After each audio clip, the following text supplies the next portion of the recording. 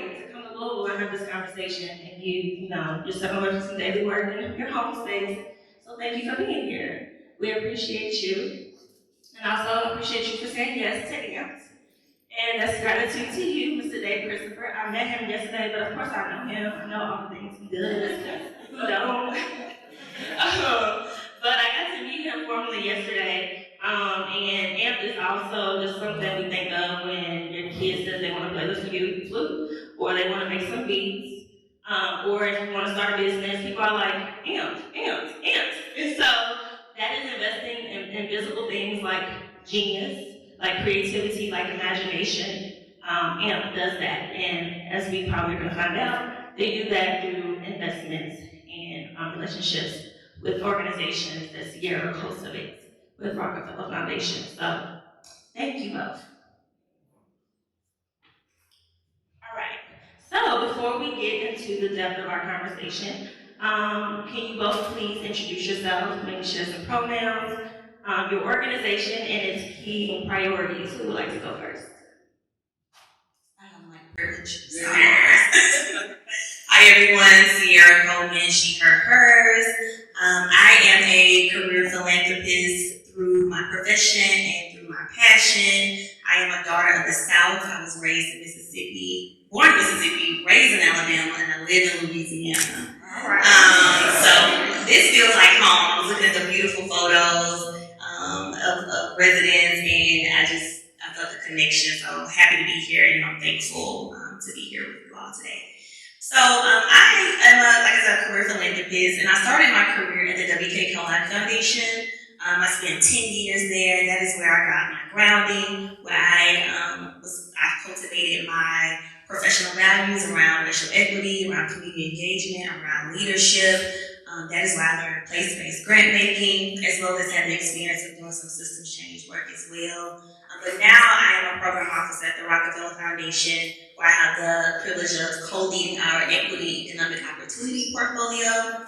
And the Rockefeller Foundation is a 110-year-old organization, and so the EEO portfolio is fairly nascent compared to other programmatic work within the foundation. But what brought us here today is that in 2020, the EEO team launched the ROC initiative, so the Rockefeller Opportunity Collective. It was a $20 million initiative across 12 places to invest in the small business ecosystem with a focus on capacity building, technical assistance, access to credit and capital, like all the things we know that small businesses need to thrive. 2.5 years later, those funds have been deployed, and where we are now as a foundation, as a team, is that we get an opportunity to expand a little bit of our portfolio. So we're still working in the small business space, but with a more honed-in focus on procurement. We are also exploring other economic stability interventions like guaranteed income, which I heard Cassandra mention earlier. I'm a fan. Yes, me too. And last but not least, we are trying to find out what our place in this burgeoning climate and green economy space will look like. And so we're having some internal conversations around what that transition will be. And on a personal note, like I said, I am a philanthropist, not just in my career, but I live this in my day-to-day life. The founder of Go Girl Giving, we are a fund of Black women in New Orleans, and we move resources to Black women and girls. So that's who I am. Thank you.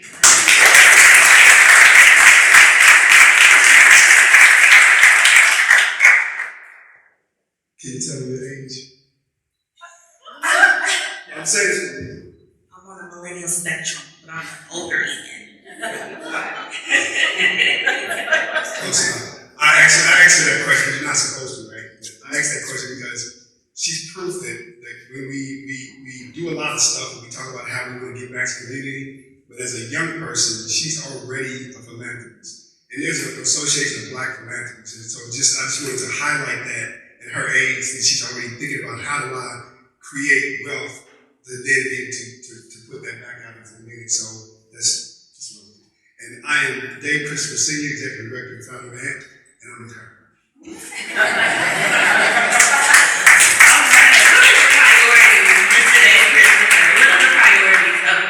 Can we share that? I love him.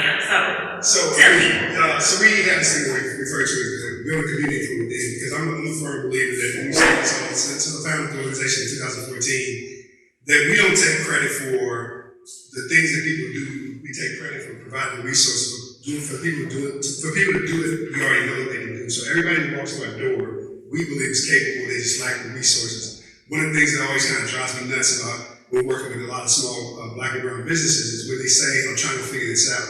And it frustrates me because I'm like, you already got it figured out. You know what to do, you just don't have the resources to do it consistently. And that's why it doesn't work. Like, so, and what happens is, because of that mentality, because you're trying to figure it out and you're struggling, you're not really identifying actually the system that's in your way, versus you start to blame yourself. And so you're not as successful, you don't have the ability to be as successful as you need to be. So when I founded the organization in 2014, again, as a music program, a free music program, kids, I'm really proud to say this, that since 2014 to today, we've not charged one child, one adult for any of the programs we have, and they're not fluff programs. We're about getting solutions and getting successes and taking people to an end. And so our music program we started in 2014, we still have. The kids, once they learn the instrument, they get their grades together, they do all the things they're supposed to do. We give them the instrument, we provide them with laptops and hotspots so they're not tied to us. They can go home and they can do that thing. Of course, they come back to us. What we realized shortly after that, like the start of the program, when we were successful, having success with those kids, is those kids don't live at home by themselves. And you talk about like trying to solve a problem, trying to get to a solution. We have to understand that there's an entire family that needs that help. And so we realized that those families, those parents, want the dignity is for me to be able to take care of our own kids. And so what we understand is, and I say this all the time, is it really is about the money.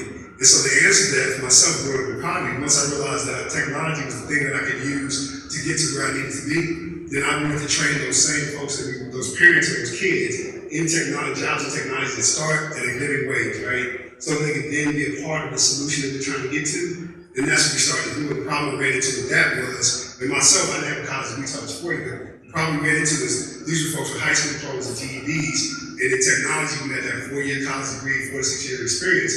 And I didn't think that was fair. So we did like one of the people here, we did a Jedi mind trick. We started a company called Amtech. We hired the people that had the GEDs and high school diplomas, and then we got contracts with those companies and we're not hiring them. They were like, hey, wait a minute, that's the same people.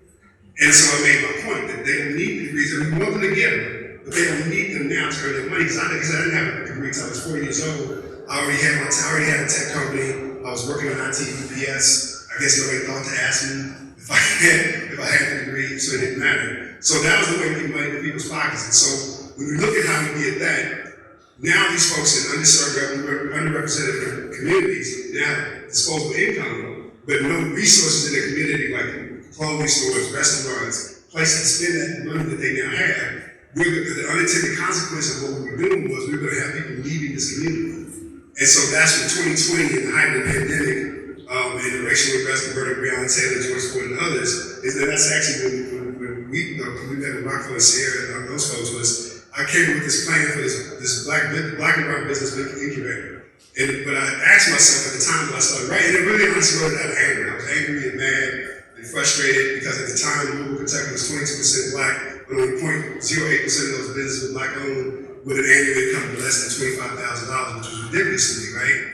And so I wrote this document, and it's kind of dumb to say that I wrote it with no intention of getting money for it, but I literally did. I just needed to get it out of my mind, out of my heart, and on the paper. And I got a call one day from somebody asking, after I'd sent it out to try to make it perfect, I sent it out to some friends, and I got a call one day saying, hey, Rockefeller Foundation got a hold of your document, and was wondering if you were interested in talking about the funding. Yeah, sure, why not? And so the number kept changing, and I think by the end of, that was in April 2020, by the end of December, I raised just over $3 million to launch the very first cohort. In 2021, we graduated 2 classes, 35 each, so about 60, 70 businesses already. We got our 3rd class, the 2023 classes going on now. And again, continue this relationship with Rockefeller, because I tell people, and I'm sure we'll get into this, but like, one of the things that's important to me is relationships. Me and Ciara, we're friends, right? And not friends before we met, so I didn't get it because we're friends. I didn't know her. But we need to become friends for us to continue that relationship. I need to know that you care about what I care about, and then so that we can do more. I mean, I'm gonna spend the money, I promise you. I can write the check, I'll spend the money, but what else can we do to move the needles? Thank you. I just want to say, you're very futuristic as well, because you went right into my question. So thank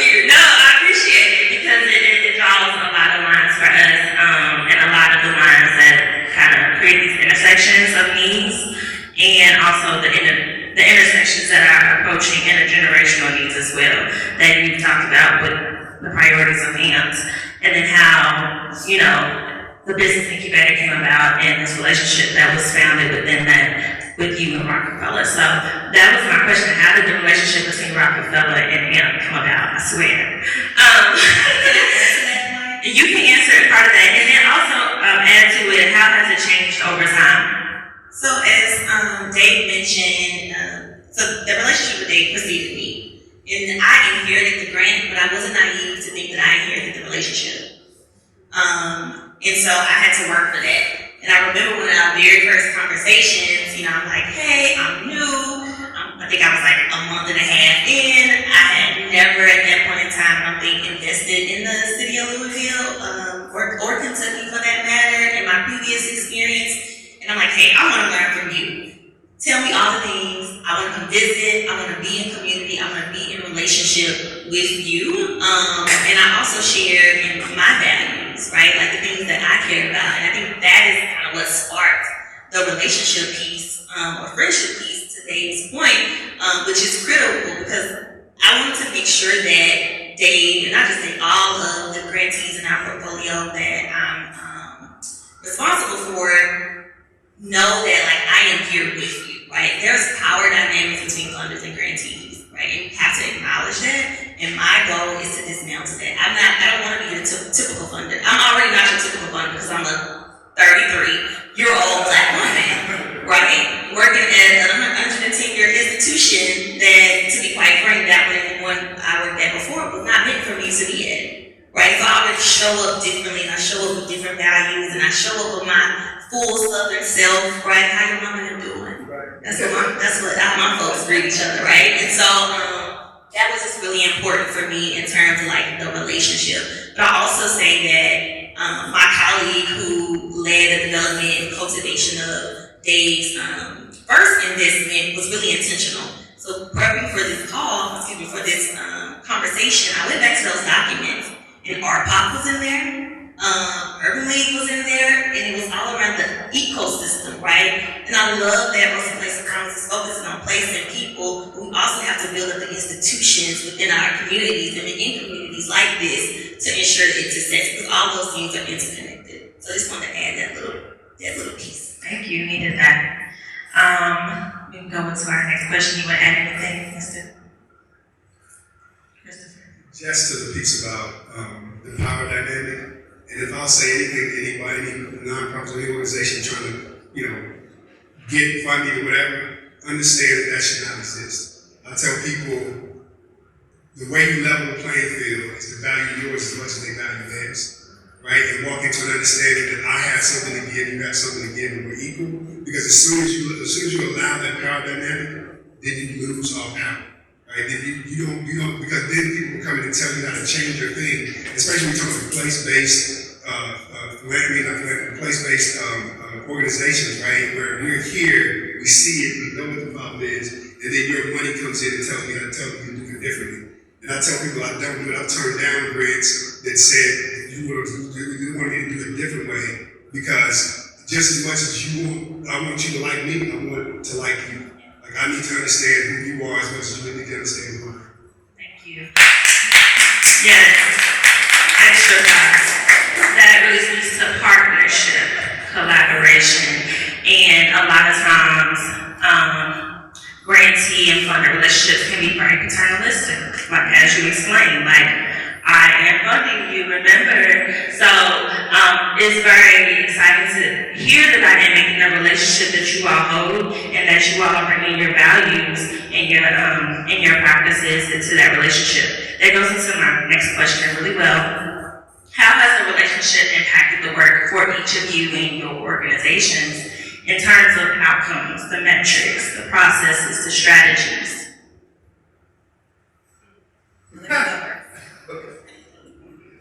Well, I'll say this: it doesn't hurt to have under your name, powered by the Rockefeller Foundation.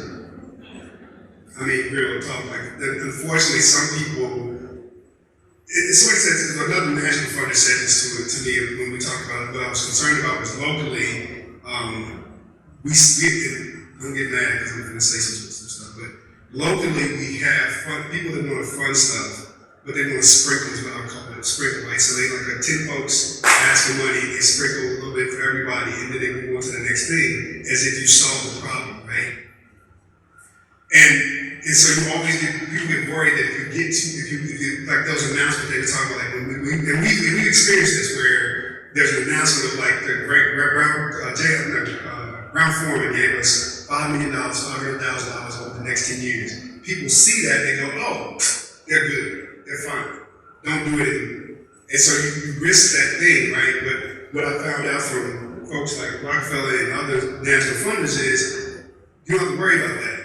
Because the people that are doing the real significant investments want to know that they're putting their money in the right place. They want to support winners. And so, with a relationship with Rockefeller Foundation, that means we've already been vetted. We've been vetted by people that have been doing this for a number of years. And so that's one of the ways it's helped us to grow is to have those folks that sort of tell the next funder that this person is doing the work, right? Because they're not going to give us that kind of money, they'll give us quite a bit of money. They're going to give us that kind of money if we're not doing the work, because they're not about just taking pictures. The other thing is, I think, for me, the way it's kind of developed, and again, it goes back to relationships, is that, Ciara, Will, these are folks that I can reach out to for not just money, but like advice and opinions and understanding about, and then also for them to be out there looking and speaking on our behalf. That's the other thing that happens when we have a relationship. We have friends. Friends talk about friends. I mean, I got friends like Steve and a lot of folks in this room that I know that when I'm not in the room, they're talking about me. Chelsea. You know what I mean? Like, so that's how this relationship has worked for us over the years. It's very, very good. I think I'll just say that the process, so as I mentioned, when I met Dave, he already had one grant. And we were in a process, as I mentioned in my opening, around transitioning to a new learning agenda that was more focused on procurement. And I knew that Dave had a lot of success and AMP had a lot of success with the previous investment. And, I'm thinking, wow, this may be a really great opportunity to expand their work and and see how they can scale and hone in on this procurement piece. And I was having conversations with Dave, and I'm like, okay, how can we make it work? How can we make it work? Because let's be clear, the role of a program officer is you have to be creative. You're supposed to make it work. Like, that is my job. Of course, in the confinements of the strategy.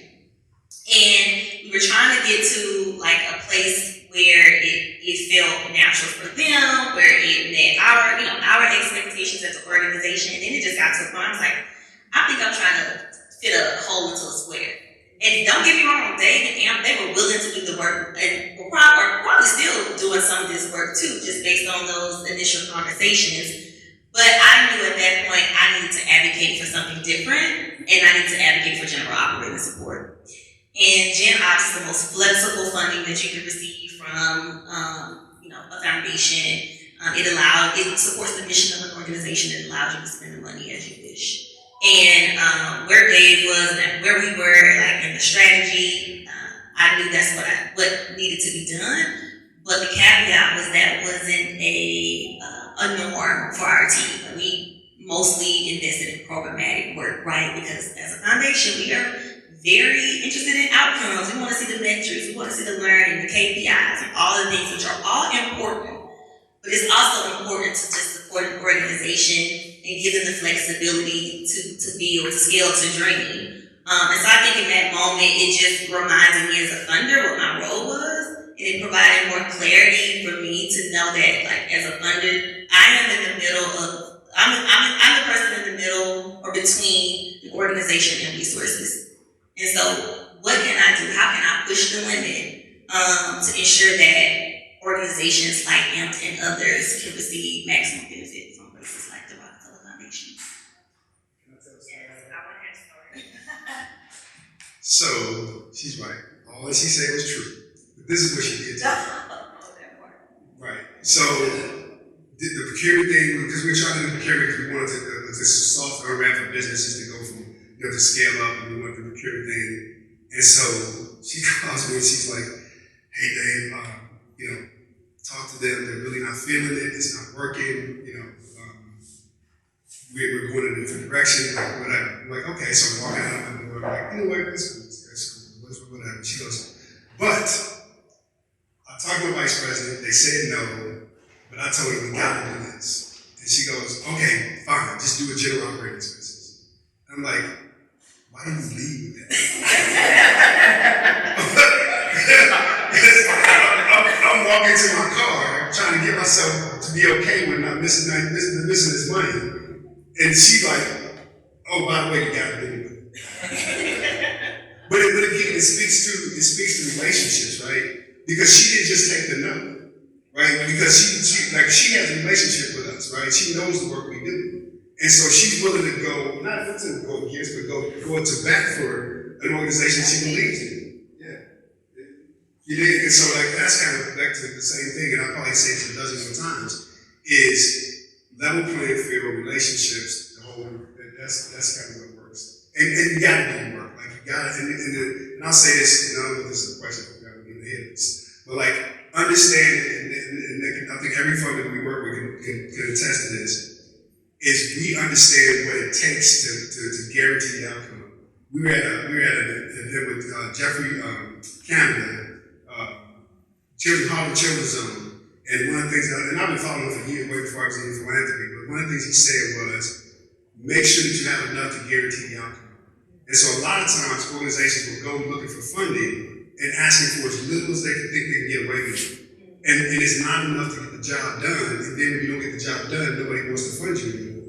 And so what you have to do, even if you can't get it, you got to be bold enough, and let's not just be bold, you got to have the knowledge and took the time to understand what it is you needed to guarantee the outcome. I mean, we're getting the success, we have the success we have because we're asking for the money to get the job done. And when we got to do a report, give those lectures to Rockefeller Foundation, Humana, whoever, Brown Foreman, whoever we give it to, they have to be real. And so, but we can't do that with not enough money. So. Thank you both. Hearing you all speak about the relationship and the dynamic is really holding on the trust that is the outcome of that as well, and you trusting him so much to take that risk to be like, we're gonna do this thing, and I know you're gonna pull through because I have learned who you are and the work that you do. So that speaks a lot. Ciara, you've mentioned funding and Rockefeller being leading towards system change and funding towards system change and the impact of that. Can you speak more to that? How do place-based initiatives like AMP fit into this approach of systems change and Rockefeller being the funder of that? Yeah, I mean, I think, as I mentioned in the first investment, like, this is an ecosystem approach, right? AMP is part of Russell Neighborhood. AMP is part of this broader ecosystem that Russell Place of Promise is supporting. And even though I just got into a relationship with Russell Place of Promise, little did I know, like, the seed was already like planted in terms of what it takes for all the organizations to work together in order to do this work. But I will say this from a funder point of view, in terms of system change, I believe that sometimes I would push back sometimes on folks who would claim to be doing system change, because I have to ask, well, how long were you there and how much are you funding? Because sometimes as philanthropies, our expectation around what we expect to see in very short amounts of time, along with the funding and the commitment, doesn't match the transformation that we want to see. And so that is always like a rub, I think, in the field of institutional philanthropy. But in terms of AMP, it was about investing in a broader ecosystem, and again, invested in the institutions that can support the community engagement pieces, that can support investing in the actual people, investing in entrepreneurs, and so that's how we see the system change piece with them. Thank you. I'm going to answer that. Mr. Day, Christopher, I have a question for you then. Why did you emphasize to locate in Russell? The need. Is it? I mean, the need. And I guess I tell people, like, I actually honestly stumbled into nonprofit. I had a tech business and was trying to help a friend, and serial entrepreneur, love starting businesses. So I was like, okay, I'll create this business, you keep all the profit, I'll just have enough to run or whatever. And it ended up being a recording studio. And my relationship with my son was about music, and that's how we kind of came through. And that turned into Anthony. So just that, and I tell people, the more you see, the more you see. And so that's kind of how we went from. And it's interesting because, like, people talk about nonprofit and like how find your lane and stay in that, which is weird thing to think about because who drives anywhere and stays in one lane? Like you know what I'm saying? You have to get where you're trying to go, you have to change lanes, right? You just have to be careful about what you're doing. But that's sort of a really ridiculous analogy. Like just stay in your lane. Like what do you mean? Like so, what if I'm not going that way, right? But anyway, but I ended up in Russell really because that's where the people that look like me were. That's the people that had need, and I really stuff that just doesn't make sense to me. Doesn't make sense to me, right? Like I see, like I know how great we are. I know what we're capable of. I mean, some of you may know this, right? That Louisville was once called the Harlem of the South. The very neighborhood we're in, there were thriving black businesses. This has like a huge history of successful entrepreneurship. It's like, why is it like it is? And we know why. I mean, that's not a question. That's like, we know what it is. They literally bulldozed down those businesses. They literally structurally shut off and isolated this community. And so we went to where the need was. And like my whole thing is about, and I tell you, I always have to say this because it's just who I am, but like I trust God for all of it. And so like a lot of what I ended up was not even like stuff Dave thought of. I tell people like I didn't have a plan. I was lying to you if I had something. I'm not that smart. I didn't have it mapped out. I was like, whatever God needs me to do the next thing, I'm gonna do it with all the courage that I can to get it done. So I'm here because it will remain here wherever else I need to be because this is where the need is. This is where I was making it. Thank you for trusting yourself for that. I think that goes into my next question. Because Louisville has a lot of nonprofits. We have a great community ecosystem. And I guess for also that ecosystem of nonprofits and place-based initiatives, it can be intimidating to kind of apply for national funding, the big dollars. So it can be a lot. What is your best advice to place-based initiatives and organizations that you work with or have partnership with on how to build the relationships with national funders? And then maybe Ciara, you can also mention like saying yes to organizations from small cities and very localized community organizations. The first thing I would say is be honest with yourself. Like, is what you're trying to do really doing what you say what you wanted to do? Or are you just like going in circles? Are you putting are you applying band-aids? Because we don't need another band-aid organization, right? Everything should be a nonprofit. Everybody should be a nonprofit. I'm dead serious about that. Like, figure out whether I teach a class on storytelling through CNP, and the one thing I tell people, just be honest about what it is you're doing and whether it matters or not. Like, it may sound good to like people, because the first program we did was a music program, right? And people thought that it was about the music, and it wasn't. The music was a tool that we used. What we were trying to do was make kids more confident, give them more self-efficacy, to believe in themselves, to do better in school. The goal was to get them strong, healthy, and whole, mentally, physically, emotionally. That's what it was. We used music to do it. And so that's the number one thing is figure out whether what you're doing really matters. Do the work. Like figure out, I tell people, figure out what your goal is and then work backwards. Right? That's number one. The number two thing is, if what you're doing is meant to be done, then make sure you know what it takes to get it done. Just like I talked about with Jeffrey Canada, understanding what the outcomes is, because like you mentioned somebody mentioned Dr. Gordon Burton earlier at the King of Charitable Trust. He had called me one night at home, and he was like, "Hey, Dave, can you use $50,000?" I was like, "Yeah." He said, "What would you do with it?" And I took out my phone and said, "I'm going to email you my spreadsheet," because I knew already. And I tell that story because I know what it takes to run this organization and what I figured out it takes to run it. And so organizations want to see that. They want to know that you have a plan.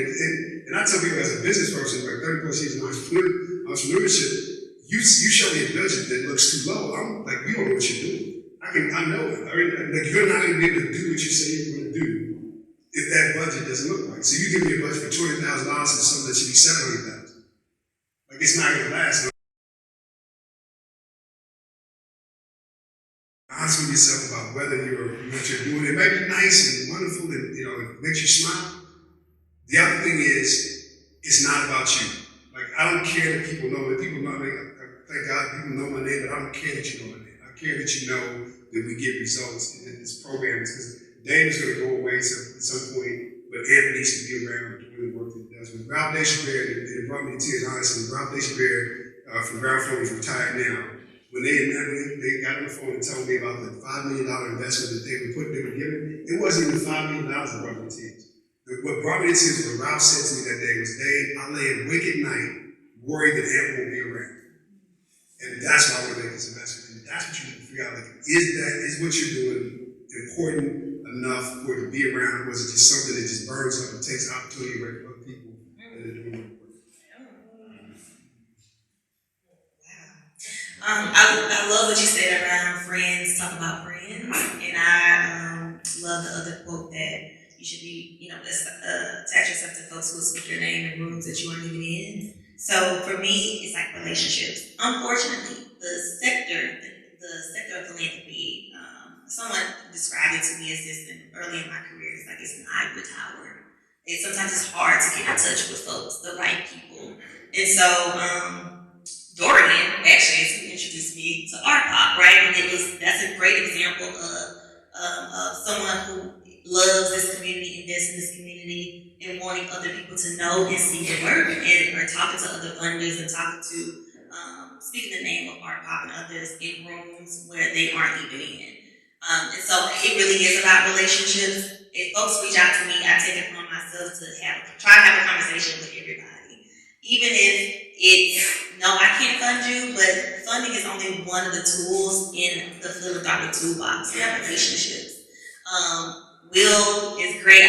Will can talk to folks. I talk to folks. We really are a team that prides ourselves on being available and engaging with folks, even if the answer from us is no. We know that we know other folks, other funders, and can point people in the direction of additional resources. So I know everyone doesn't operate like that. So that's why I say that it's really about who you know and who can get you in touch with the right person. To Ciara's point, but let's be clear, it's not about clicks. It's not about you have to be in this particular circle. A lot of times I hear that myself personally from other organizations about how we do what we do. And the truth is, we are in those rooms, we're getting those calls, we're getting those emails because we're getting the work done. Let's be honest about it.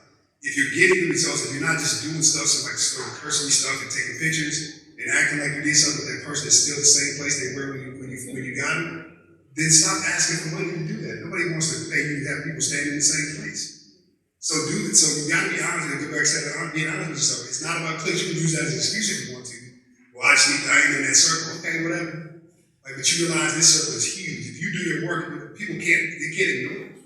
Like when you got people talking about you in rooms when kids and parents and people are going out there talking about, hey, I got this and this happened, this how my life changed.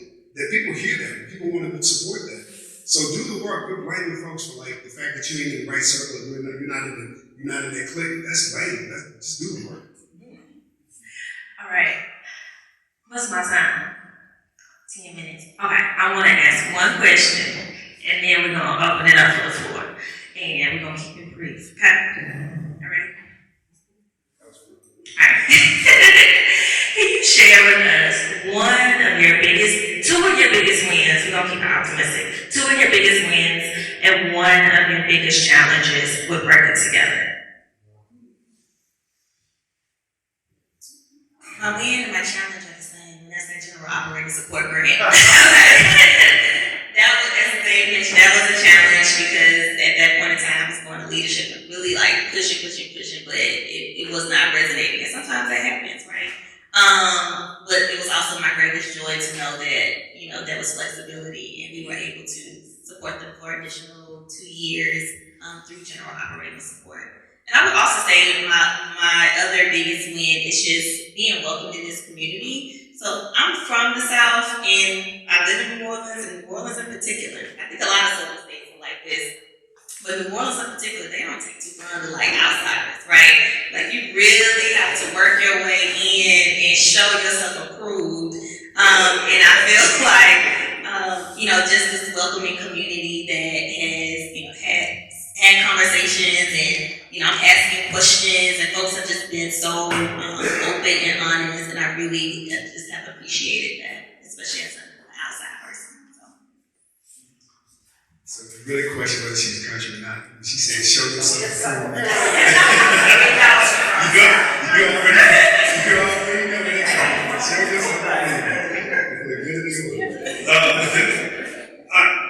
the biggest win, honestly, is just the relationship that we have, right?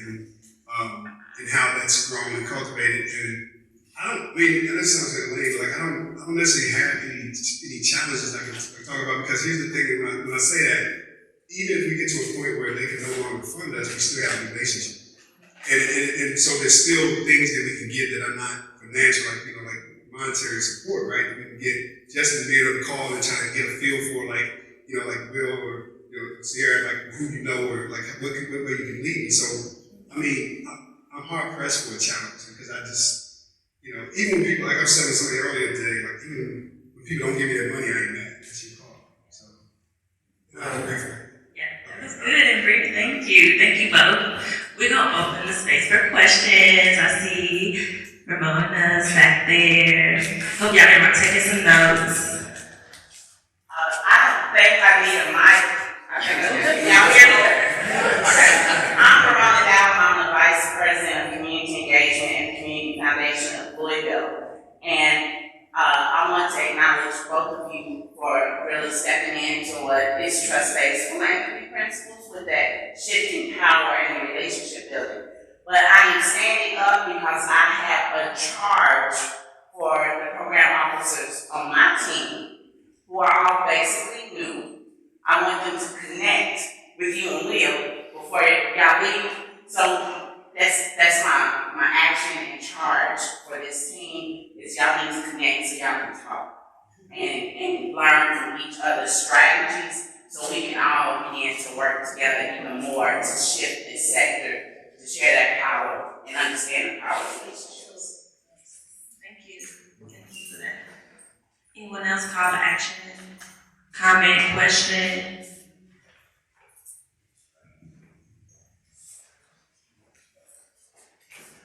Hey again, folks. My question is for Ciara.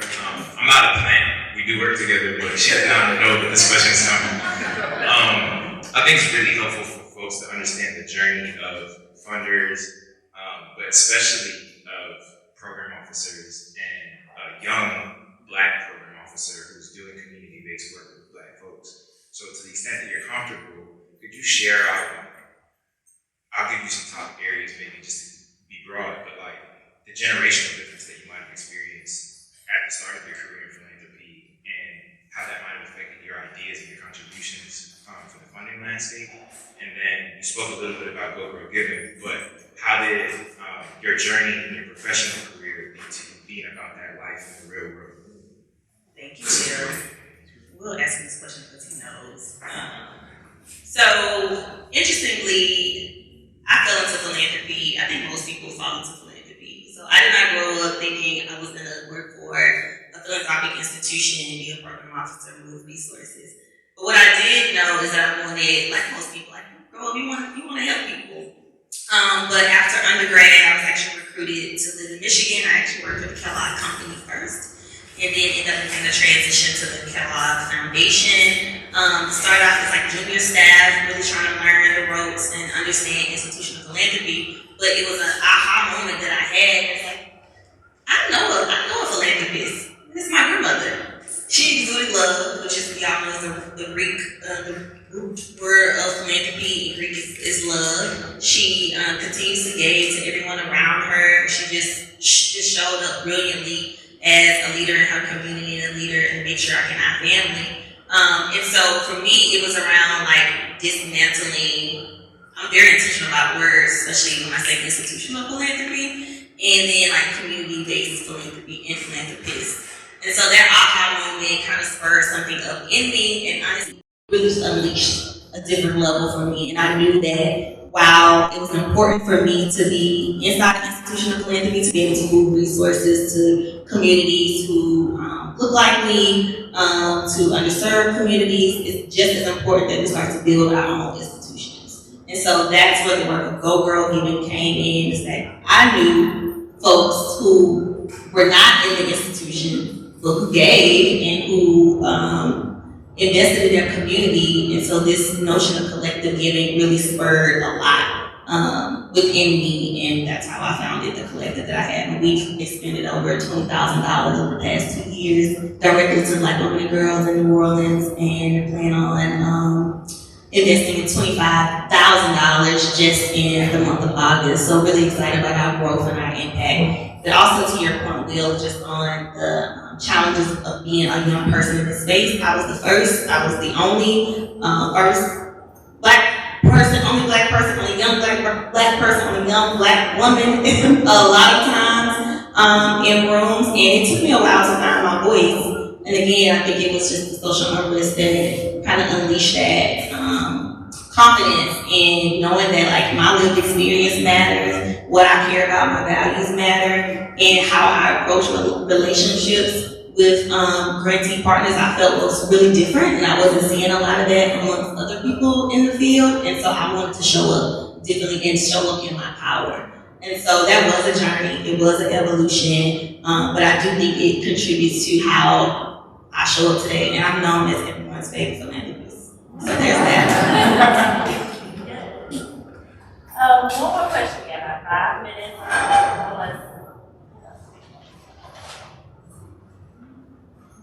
Call to action. All right. Thank you both for sharing your time, your relationship, your expertise, and also just everything that you have been able to share in your relationship with each other and being an example. So thank you. Thank you all for listening.